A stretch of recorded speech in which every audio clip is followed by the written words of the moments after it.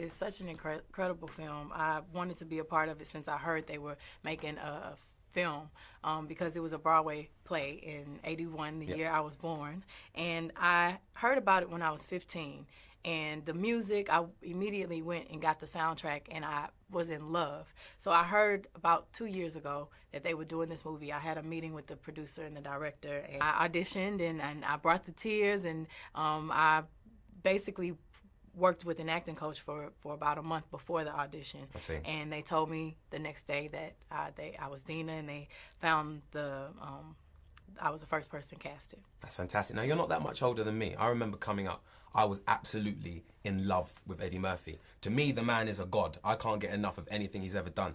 Now, was it surreal acting alongside someone like Eddie Murphy and Jamie Foxx, of course? Very.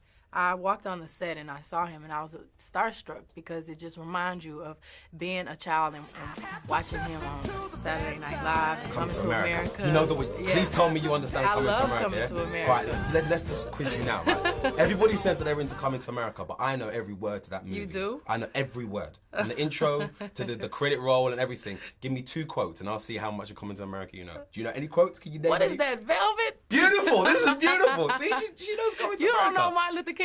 Yeah, nice, exactly. So you're suddenly turning into all of that. So I like that. And what about Jamie Foxx as well? Because for me, he's one of the greatest stand-ups around at the moment, and I love watching him in stand-up. And the fact that he did so well in Ray was fantastic to see. Yes. And now he's getting a lot of acclaim for doing this role as well. So was it great to work with him too? Yeah, I was nervous because I knew most of my dialogue was with him, and he is an Oscar award-winning actor, and I'm still new to this. So when I met him, he was so funny and such a nice guy and very supportive of new actors. And I felt silly about being so nervous because he just brought the best out in myself and Jennifer and everyone on the set. Yeah. Now, as an actress, as a musician becoming an actress, was it not weird going to something like the Golden Globes, knowing that something that you were involved in was nominated for so many different awards? Because obviously when you're at the VMAs or the Grammys, you're Beyoncé, you know what I mean? You walk in, you got that swagger, but suddenly in the acting world, you're still on the come up. So was it a different feeling altogether? Definitely. I mean, it felt great because the movie was nominated, I was nominated, and I just couldn't believe that, you know, I was sitting in the seat as a nominated actor. It's amazing. Who was you sitting next to? I was sitting at the table with Dreamgirls, so all of the cast, and Meryl Streep. I was against Meryl Streep. That's crazy. You know, I felt so honored, and it's nothing but, you know, all these talented Hollywood royalty around you, and I was sitting in those seats amongst those great actors. Yeah, it must have been a great feeling, right? Yes. Okay, well, moving on from Dreamgirls a bit, you're performing in Europe really soon, and you're performing in the UK as well. Yes. Are you looking forward to coming back here to our screaming teenagers? Absolutely. Yeah. I've been coming back and forth since '98, so it's been 9 years now. Wow. Almost a 10-year career, which is amazing. And, you know, our fan base just keeps growing and growing. And I have my female band, and I have my dancers, and I held worldwide auditions to find new talent, even talent that, you know, didn't have agents, and it took months and months to find these spectacular musicians and dancers. So I have them, and I have my choreography, and I have, you know, sometimes just me and the band and the mic and the light. Sometimes it's a big stage, and it's very entertaining. I have the singles, I have my songs, Destiny's Child songs, and have a great time. Now, you said that you had a worldwide search to find talent for the band. How comes I didn't get the memo? I play a mean triangle. Why didn't I hear about... A mean triangle? Triangle. Okay. Seriously, I can ping like no other. Really? Why didn't I get a call out? I'm sorry, you just happen to be a male. Oh, really? So what's the female male thing about? What's that all about? Why can't I get a squeeze? Well, we could put you in drag. Yeah, put me in a weave. I'll do that. Seriously, you put me next. You know that the woman with the throw and the guitar. Put me next. What's her name? BB. Put me next to BB. The BB and Reggie. It already makes sense. Okay. Put me next to BB. And I can play some great stuff, and suddenly we'll have a fantastic band. I'll think about it. What's the deal with the brass section? Because they're awesome. You performed for Top of the Pops, a show that I work on a little while ago, in the car park, so we like to look after people. And you had the brass section come and stand around you and do this fantastic thing. Were they unsigned? Were they like new talent as well? Everyone's new talent. Some of the ladies had performed before. BB has been in a lot of bands before, but most of them are brand new. They've never performed for an artist. artist. And it's exciting because they're excited to be over in Europe and Japan and new places. So it's kind of like their first time, so it makes me excited all over again. I hear that. Okay, well, I'm here obviously on behalf of MySpace and The Hookup as well, myspace.com/The Hookup.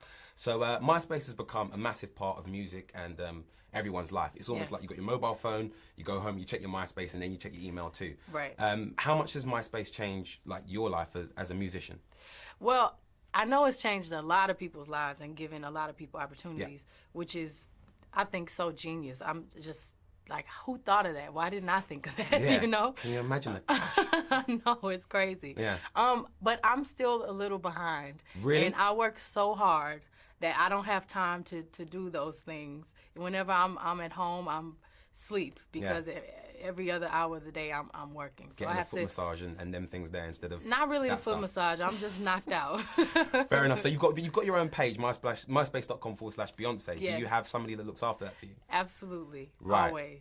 Okay. Now, would you ever get on there and check some of the messages and stuff? Because I shudder to think the amount that you get. Actually, on my tour, I'm gonna do it every day and kind of give a summary of my day.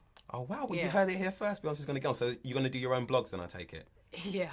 Okay. I see that look kind of says she's unsure, but we're looking off camera at the team. No, I will. Oh yeah. Okay. Yes. So she suddenly decided it's official. I've just buried you. I'm sorry. It's what I do. That's not right. Okay. Well, before we go anywhere, before I let you go, you're in England. You're originally from Texas, I believe, as well. Mm-hmm. I think it's only important that we kind of exchange and help each other out with a few bits and pieces. Now, What? I'm a Londoner. What? You gonna give me some slang or Yeah, something? exactly. Well, that's the thing. I want to give you some Cockney rhyming slang, and I want you to give me some Texan slang. Can you do that? Okay. Don't look like you can't, because I know you can. I've heard you in the band, Shanna, your band, some lingo bingo that you use. I know you got it, so you can help me out. Right, let me think. A good bit of Cockney rhyming slang, right? Right, having a bubble. That means having a laugh. That. You know what that means? Yeah. Really? Where did you hear that? I come here. You don't know? I'm don't know. traveled. I'm world traveler. Okay. Well, obviously, having a bubble is bubble bath laugh, Having right? a bubble. Okay, that sounds good. Did you want to say it in a bit of a Cockney accent? Like, Sure. Go on. Give me. No, you do it first. All right. For instance, I can say, Tottenham beating Arsenal, you're having a bubble. I can't do that. You can do that. You can do. I believe in you. Come on. What did you say? Tottenham beating Arsenal. Are you cursing? No, they're football teams. Who is this? What's wrong with you? I think Come you're on. cursing. I'm not cursing. Arsenal's my favourite football team. You think I'm joking? Arsenal? Arsenal. It's a football team. They're one of the greatest of the. Don't turn your nose up at Arsenal. No, it's not that. I'm just trying to make sure you're not trying to. I'm not trying to stoop you. Don't worry. Okay. Tottenham. I didn't say it like that. Yes, you did. Tottenham versus Arsenal. Oh, that's what you said. Yes. What did you think I said? I didn't know what you said. You thought I said some sort of Swahili cursed. dish, innit? Yes. Tottenham versus Arsenal. Tottenham versus Arsenal. Arsenal. Arsenal. Arsenal. Arsenal. What is she doing? Have a word. Look, come on, people, talk to her. Tottenham versus Arsenal. You're having a bubble. You're having a bubble. There you go. All right, now you can teach me something Texan, and don't make it difficult. It's easy. It's going down. It's going down. That means like it's going down, It's going like down. it's about to happen. What happened to the N on the end of that? Duh. Why isn't there a down there? Well, why do you say Tottenham versus Arsenal? All right, I think we should leave it at that. Beyonce, it's been a pleasure hanging out with Thank you. And remember, www.myspace.com/the hookup. And you can check out my page too, myspace.com/Reggie Yates for more foolishness like this and more interviews with Beyonce. Lovely to see you again. Nice. No problem. Thank you.